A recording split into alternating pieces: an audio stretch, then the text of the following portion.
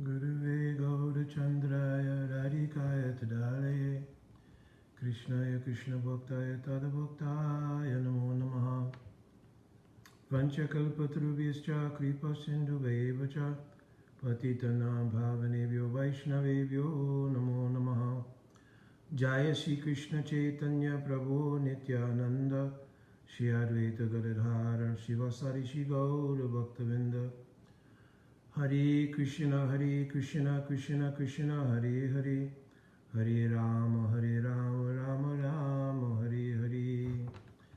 Dandavat Pranam, devotees. So this morning I wanted to try to, in a short way, give an explanation of something that I had mentioned in one of our phone conference classes, and also at the same time try to satisfy the request of some devotees for an explanation of the Shri Guru Astakam of Srila Vishwanath Chakravarti Thakur Pad that we sing every morning as part of our sadhana. So I know that several times in different places I've spoken about the Guru Ashtakam, and I've also spoken about the dhyan of Guru Ashtakam. It means the meditation that should accompany Guru Ashtakam as you're singing in the morning, that there should be a meditation, that the Guru Ashtakam, we cannot, like anything else we do in Bhakti, we cannot sing it as part of a ritual. Like the morning program is not really ritualistic. It is the Shakti of Bhakti that is manifest as sadhana. Sadhana is actually a engagement of the senses which are imbued with Kripa Shakti of Shri Guru to obtain the sadhya in incremental stages to bhav. So everything that we do has to be done with the avesh, or the absorption and complete surrender, saranagati, at the lotus feet of Guru, and to the processes given by Guru to gradually make the steps of advancement towards that sadhya or that goal. So, of course, the nature of being absorbed comes in the course of maturation. I'm always praying myself that my level of absorption may become thicker and thicker and thicker, because it's just natural that in our unfoldment that we're not always, and of course all of these things have been described in Srimad Durja Kadambini of Srila Vishwanath Chakravarti Thakur Pad as well. You can look at the different stages and see that there is an unfolding process. So it is not necessarily easy to be completely absorbed immediately, fully, but this should be the depth of our aspiration, and the way that we practice will facilitate developing that nature of absorption. So I thought, at least this morning, because I know it would be too long of a class to review the entire dhyan of Sri Guru Ashtakam, but one other component of Guru Astakam that is very interesting is that you can look at the various stanzas, the various parts of the Sri Guru Ashtakam, and they have correspondence to the unfoldment of Bhakti from Shraddha to Bhav. So I'll speak a little bit about that this morning. And the reference that I have taken for this is looking at Sri Guru Ashtakam. It is the kavya, the poetry of Rasik Siromani Srila Vishwanath Chakravarti Thakur Pad, and also looking at Madhurya Kandamini, which is also the writing of Srila Vishwanath Chakravarti Thakur Pad. So there is a direct correlation between examining Sri Guru Ashtakam, his kavya, and the writing of Madhurya Kandamini describing the unfoldment in Bhakti.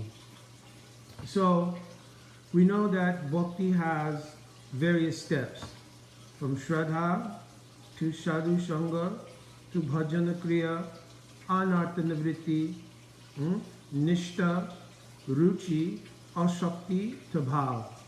So these 8 steps of unfoldment can be viewed through Sri Guru Astakam. So, in the very first verse of Sri Guru Astakam, Samsara Dhava Navalida Lokatranaya Karana Ganaganatam Praptasya Karyana Gunanaravasya Vande Guru Shri Charanarvindam. So, in this first verse, the elements of Shraddha can be seen because the description is there that the Jiva has understood their condition, that I have entered the cycle of samsara, birth, old age, disease, and death. And in this cycle of samsara, there's been a great deal of suffering. So having come to the realization of the nature of the suffering of this material world, I've turned to look for relief from that suffering.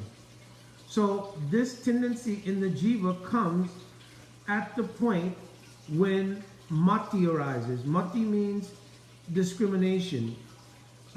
It means that upon contacting in Shraddha, Ado Shraddha, some element of bhakti, some arising comes in the heart of the jiva.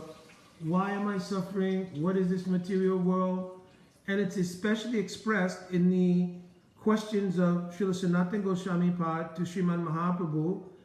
Keami, Kenamai, Jare Tapotrai. Who am I and why am I suffering? So this is called Mati. And that Mati is related to the Shakti, Kripa Shakti of a sadhu. Sava Songamena Ratnya Ankor Rupa Eva Mati. So it describes that the influence of a sadhu, the Ratnya Ankor Rupa Eva, the very form of bhakti, right, manifests first as mati, as this inquiry. Who am I? Why am I suffering? And that is the basis also of Shraddha. Shraddha tu anupayani vrajam bhakti unmukhi chitta vritti visesh. It is the arising in the chitta and in the heart of the jiva that now, having realized the nature of the suffering of this material world in some realistic way, now I'm having discrimination to look at what is the alternative. Where should I turn my energy to get free from this suffering? So that arising in the heart is called Shraddha. And Bhakti Unmukhi Chitta Vritti Visesh. So now the chitta is being turned towards Bhagavan, Unmukh, right? It's previously been Bahirmukh. From time without any beginning, the jiva has been Bahirmukh to Bhagavan, meaning they've been looking only externally at their own self-interest.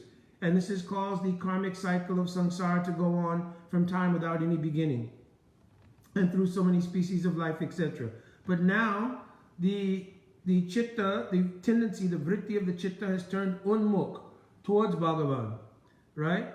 So this indicates faith. And in this first verse of Shishashtakam, this arising of mati, that looking at what is this, why am I suffering, and looking that my answer to these questions will come from the manifest form of bhakti, which is the Bhagavat Kripa Patra in this world, means Shri Guru, Sadhu. That first verse indicates the glorification of having now made contact with that sadhu and the arising of faith. Samsara dhava navlita loka tranaya karuna ganaganavtam.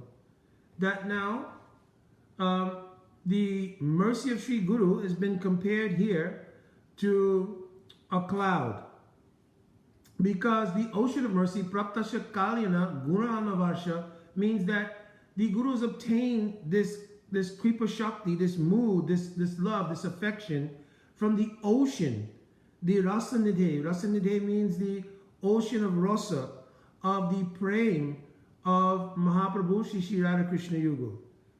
And being moved by Karun Shakti, by mercy, like a cloud, that Sadhu Guru moves over the parched heart of so many souls and rains down that mercy of Karun Shakti on them, thereby both extinguishing the fire of their samsari life and at the same time giving birth to the growth of the sprout of bhakti. So many things are indicated in this first verse, even the actual nature of coming in contact with sadhu, shraddha, and also the taking of diksha, shiksha, everything is also indicated in this first verse. That having received the mercy of Guru, now I beginning to see my path, etc., etc. So, like I said, I'm not going to explain the dhyan again because I think I've done that in a different video, and this would become just too long to try to do it here. So I'm trying to only align the stages of bhakti with the Guru Astakam. So here Shraddha is certainly indicated. Also, partially here and also in the second stanza, Mahaprabhu Kirtana Nitya Gita Varitra Madhyan Manasorasena Romancha Kampasru Tarangabajo Vande Guroshi Charanarvindam. So in this first and into the second stanza, Sadhu Sangha is indicated. Because the nature of sadhu means sadnoti sadayati cha Krishna prem itti sadhu. So Jiva Goswami Prabhupada has described that a sadhu is that person who has understood the sadvastu, the eternal absolute reality, substance of reality, to be Krishna prem. So Jiva Goswami, this is called sadhu. Itti sadhu, this is sadhu.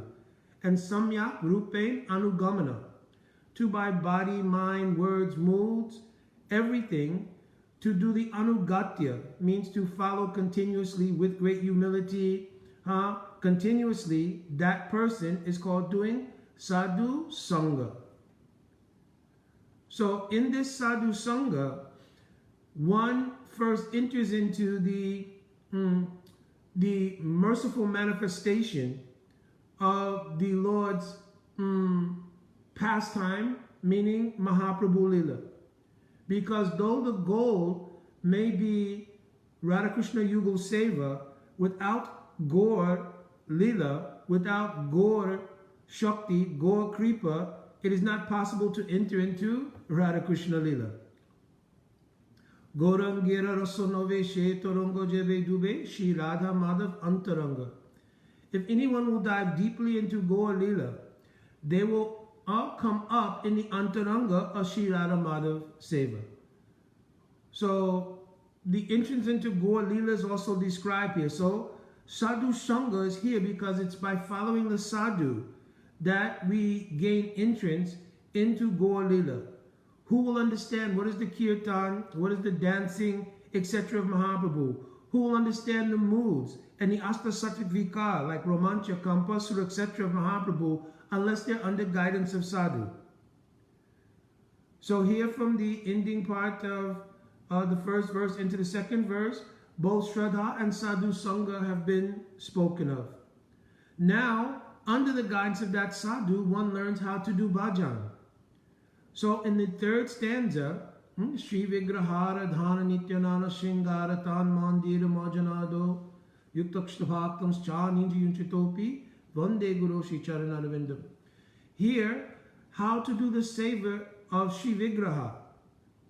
So again, I explained in the video I did about the dhyan of Guru Astakam, so many meanings of Shri Vigraha. So, but here generally, we'll take that it means Shri Vigraha Seva.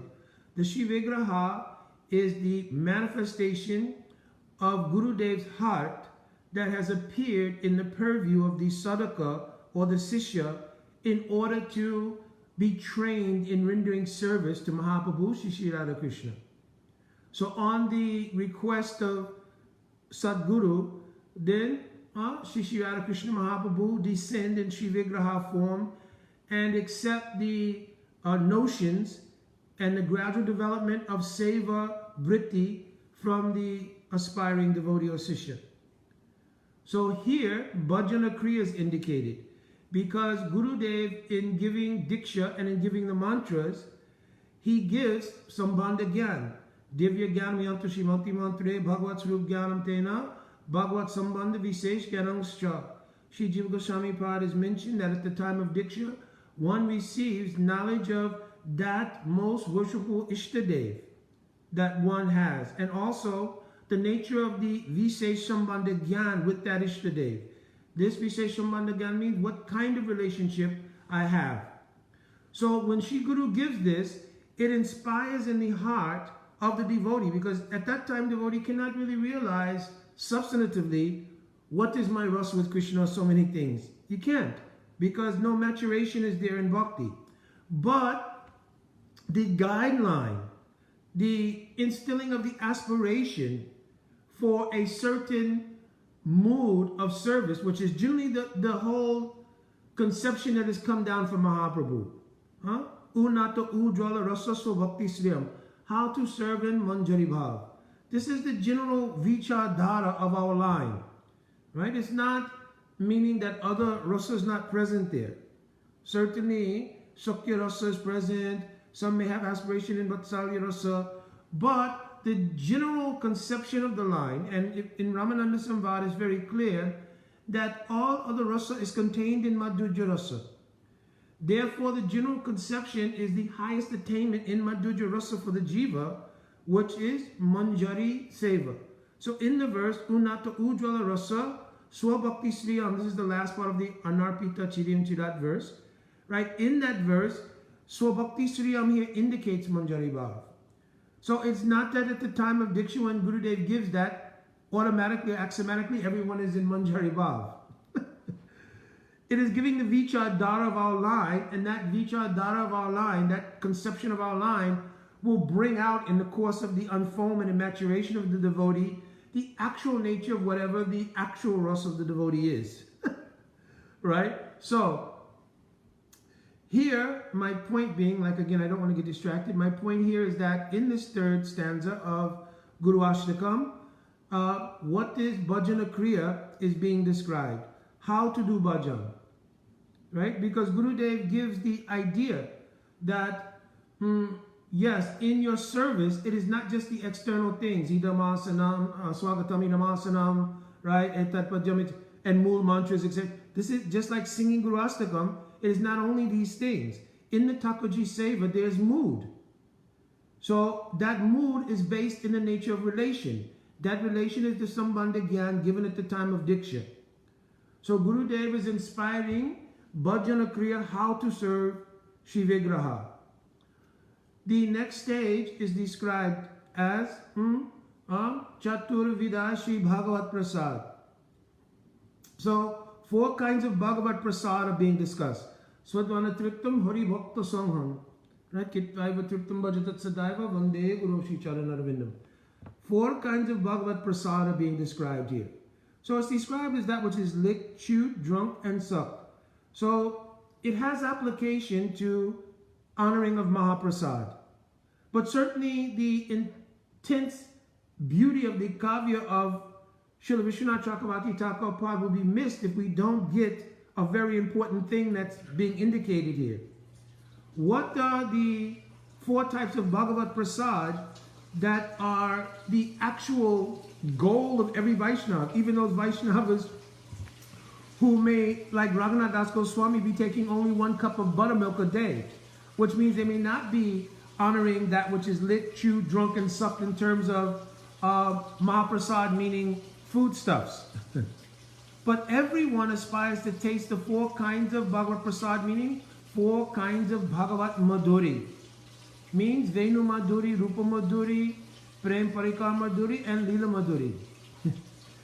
So these 4 excellent sweetnesses of Krishna, which are only tasted, especially in Rag Marg, are indicated in this 4th stanza of Guru Ashtakam. How we will taste the Venu Madhuri, Rupa Madhuri, Lila Madhuri, Prem Parikar Madhuri of Shri Krishna. This is what is indicated here. So this indicates the stage of Ruchi, because it is mentioned. Swadvana, Aswadan means tasting. Swadvana Triptam Hari Bhakta Sanghan. Becoming satisfied by the Aswadan of tasting these 4 kinds of Madhuri. This comes in the stage of Ruchi.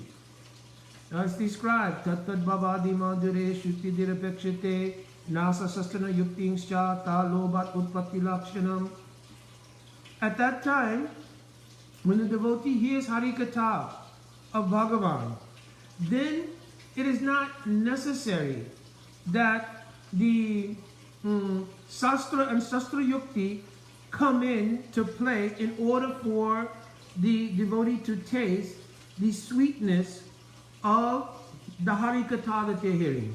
So I've given the example before. It is tattva of halava.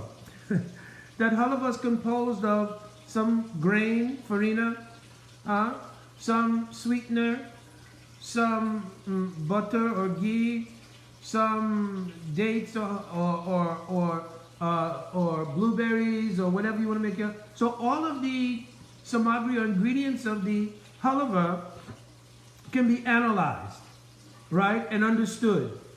But when one experiences the taste of halava, that ingredient, that understanding of this was made of butter, farina, sweetener, etc. It was cooked for so many minutes. It had to be cooked slowly and you had to constantly stir it. All of that doesn't come into play. But simply tasting the halava is its own experience. This is called ruchi. When tasting the nature of Harikatha and tasting first the nature of bhajan, because ruchi has two stages.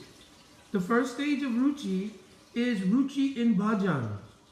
Ruchi in bhajan means by the taste of Harinam, by the taste of Harikatha, which is the Sarup of Harinam, by the taste of the practices like a Mangalarti, your morning program, so many things, Vaishnav Seva, Takaji Seva, all of these things become very tasteful.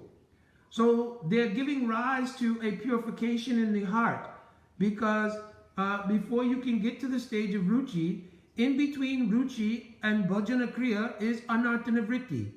The reason I did not separately mention the stage of anartanavritti is because it is the prabhav of bhajan that removes anarthas. It is not a separate endeavor of the jiva. It is actually your indulgence in bhajan, your depth in bhajan that removes anarthas. So I heard an excellent example once from my Guru Bhai. He mentioned that like darkness, you cannot take darkness and put it out in bucketfuls, right? Darkness is only dissipated by the presence of light. So the illumination of the prabhav, the influence of bhajan, removes anarthas. So unsteady devotion, the six unsteady like Utsamayi, etc. Also 4 types of 4 anarthas, Asat, Trishna, Hridoy, Balyam, Aparad, and Brahm. All of this is removed by the influence of bhajan life. And then especially as you come into ruchi into nishta, right?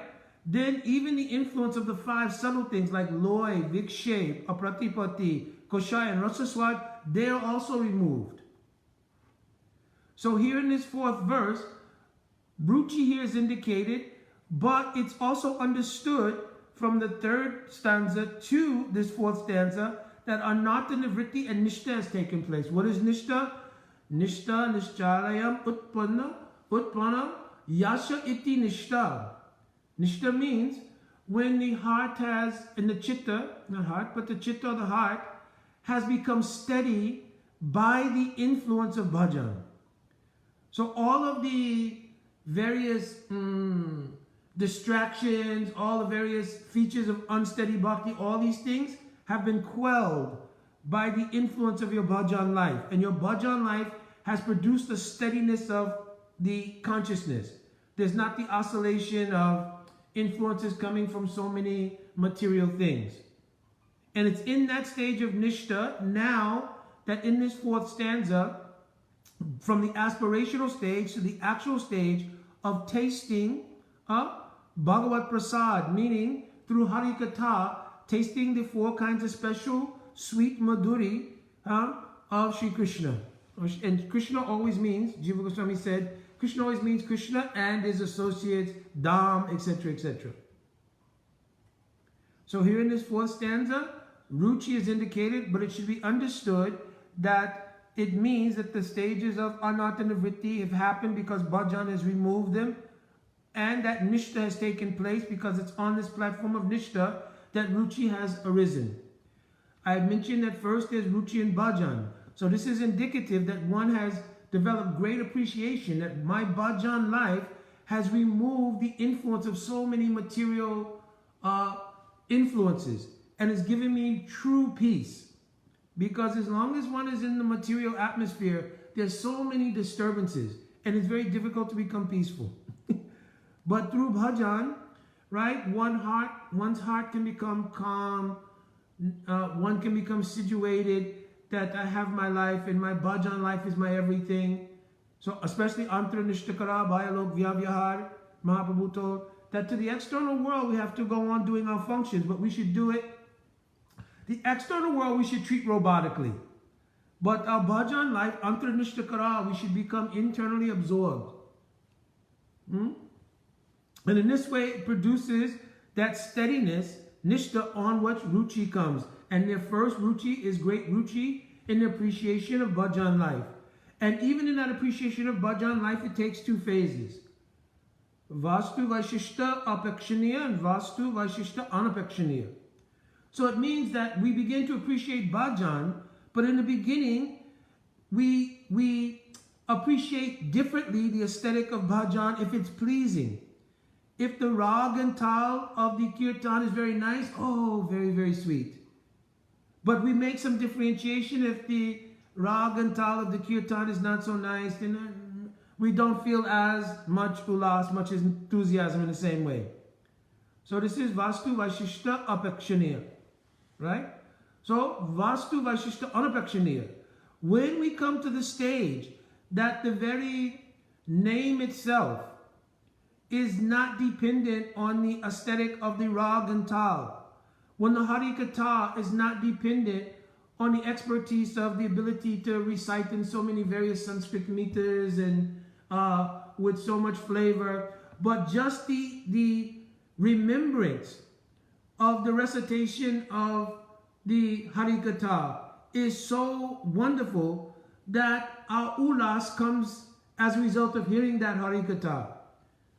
Like Shrivas, when he went into the Bhagavad Katha of Devananda Pandit, the assembly there in hearing Bhagavad Katha was not so high class. But Shrivas, just hearing the Harikatha, he himself, because of his own complete beauty of heart, he was digesting the sweetness of Harikatha and began to cry. And of course we know the story that the people in the association of that Bhagavad Katha became some disturbed and they created offense to Srivas. So it's a whole long story, but I'm just giving an example to explain the difference between Vastu Vaishishta Apekshaniya and Vastu Vaishishta Anapekshaniya. So the first stage of ruchi is ruchi in bhajan. When that becomes more deep, then it's explained. Atasa eva bhajan vishaya ruchi pratama praduratama yada bhajaniyam. Then as it becomes deeper or thicker, that ruchi becomes deeper or thicker, it is expressed towards the object of bhajan or bhajaniyam. And when it is expressed towards bhajaniyam, this is when ruchi becomes a shakti. Bhagavantam vishaya karoti ashakti ityakayayate. This is known as ashakti. So, this stage of ashakti is symptomized by deep absorption at every minute in the object of one's bhajan. That is expressed in the 5th verse of Shri Guru Astakam. Shri Radhikaya Madhavyorapara Madhujjalila Guna Rupananam Pratikshana Shwa Dhanalolupasya Vande Guru Shri Charananavindam. Pratikshana means, shana is like a fraction of time. So at every fraction of a second, Shri Guru is absorbed, right, in deep aspiration, deep mood of the seva of Shri Radha Madhav. So again, I'm not explaining, it's very unique, wonderful meaning to the fact that Radha Madhav is used. This name Radha Madhav has so much deep meaning. But in the Madhuja Leela of Radha Madhav, right? In that stage of Ashakti, there's deep absorption. You understand? Very deep absorption. So, here it indicates the stage of Ashakti. After Ashakti, when the creep of Bhagavan will descend, because the aspirant's highest stage of aspiration, when there's this complete minute-to-minute fraction of a period of time absorption, oh when, Kobe Habe, oh when, Kada Karishasiyamam, Kripa Katakshabhajanam, oh when will I receive the Kripa of the object of my worship? At that time, with the heart always drenched in this deep mood of aspiration, when that Kripa Shakti will descend, Suda Sattva Viseshatma Prem Suyang Sasamyavak Ruchibis Chittamasrinya Kiraso Bhavuchate. At that time, then a ray of Swarup Shakti will come. Prior to that, even in the stage of Ruchi, Tasya Tadrasa Sudakarakabasa Hridaya Svatakamani. When the heart became Nishta, it means it became crystal-like. And an Abbas of a particular associate was reflecting on the Chitta, and therefore a Seva Abhishta, a desire for a particular type of service, then became manifest in. And coveting that desire for that particular type of service, now in the stage of a Shakti, with the intensification of that particular mood of service towards the object of bhajan, now in the stage of Bhav, Suda Sattva Viseshatma, Swarup Shakti descends onto the Chitta of the Jiva, and at that time the revelation and the actualization of that Seva Abhista that they have manifest. It is indicated by the statement Nikunja Yuno Natikeli Siddhaya Jalibir Yutira Bhakshaniyai, that now I've seen the Swarup of my Gurudev. In seeing the Swarup of my Gurudev, it is indicative that the nature of my Swarup has become present, because I'm able to see the Nikunja Siddha Seva of my Sri Gurudev. So this indicates the stage of Bhav. So through these first 6 stanzas, right, Srila Vishwanath Chakravarti Thakur Pad has also gone through the unfoldment of the various stages of Bhakti, from Ado Shraddha all the way in this 6th stanza to the Nikunja Siddha Seva of Sri Guru and their Siddha Roop, which has now become visible to the disciple. And I spoke in the Dhyan of Guru Astakam, one will meditate that at this stage, having seen the darshan and having received the descent of Swarup Shakti, it becomes so overwhelming that this is only, I'm speaking in Dhyan, I'm not speaking this is some actuality that happens to every single person.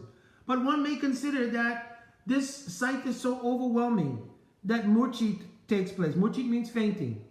So having fainted from seeing the beauty of the Nikunja Siddha Seva of my Gurudev, right? Because by then meditating on my Gurudev's Siddha Roop, because Gurudev has Seva Sanika Rupena Siddha Rupena Chatrahi, in his Siddha Roop I've seen his Nikunja Seva, meaning that my own Swarup is also present. Oh, I will faint. Right? In seeing this scene, and especially if this scene will disappear, because now the nature in Bhav Bhajan is always deep absorption in the mood of separation. Right? Because in this time to become absorbed is deeply in the mood of aspiration and separation from the object of my worship. And Swarup Shakti has appeared. It reveals my ability to see and have darshan of the object of my worship, and upon the disappearance of that, all separation mood increases. So, after that, Sakshararitmena Samashta Shastriya. Then in Sadak Roop, one again thinks, oh, all Sastra has proclaimed the glory of my Gurudev like this. And therefore, Jasya Prasada, Bhagat Prasada, Jasya Prasada, Nagati Kutopi. I know that I can't obtain the gati of this mood without the mercy of my Gurudev. So throughout the entire day, Atri Sandhyam, here doesn't mean only at the times that we perform on it, before sunrise, noon, and sunset. It doesn't only mean that. But all in between those periods, I will have absorption and I will have dhyan of the glory of the unfoldment I've seen from this very first prayer that we sing in the morning after your starving stuti for waking up everything. The first prayer being sung is this Guru Astakam. And the dhyan which is embedded in this Guru Astakam should give my heart so much ulas that throughout the entire day I will become avesh, as I mentioned earlier, absorbed in thinking of the lotus feet of my Guru Pada Padma and also of the object of my bhajan, Mahaprabhu Shri Radha Krishna Yugu. And in that mood, I will start to carry out my various savas throughout the day, whatever they might be. So, Srila Vishwanath Chakravarti Thakur Pad, he then ends by giving the foul stuti. Srimad Guru Astakame Taruchai Brahma Muhurte Prarati Prayatnat. If you will do the endeavor of singing this Guru Astakam with meaning and with dhyan during the Brahma Muhurta hour each day, then guaranteed you will obtain Sakshat Seva in Sri Vrindavan Dham to the object of your aspiration. You understand? So, Srila Vishwanath Chakravarti Thakur is giving foul stuti here. He's giving the blessing, Ashirvad, that if you will do Guru Astakam like this, with meaning, during Brahmurta, then you will obtain your goal. He's giving his personal blessing. This same Srila Vishwanath Chakravarti Thakur Pad has written out in Madhurya Kandambini all of the different stages of unfoldment. So now you can align the beauty of his kavya in Sri Guru Ashtakam with his explanation of that unfoldment. This will add to your absorption. So, my Dandavat Pranam devotees, it was a request. I think it would be much too long a class to go both through the dhyan and other things. I know some places I've, by the inspiration of Srila Gurudev, I've spoken about the dhyan of Guru Ashtakam, and I think here I just wanted to really present this unfoldment through the stages because that's part also of it. And it came up on our phone conference the other night. And so I just wanted to make the connection between these two things. And if there's any seva done for inspiration to Vaishnavas by doing that, then I'm so happy because then I know Vaishnavas will look favorably upon me.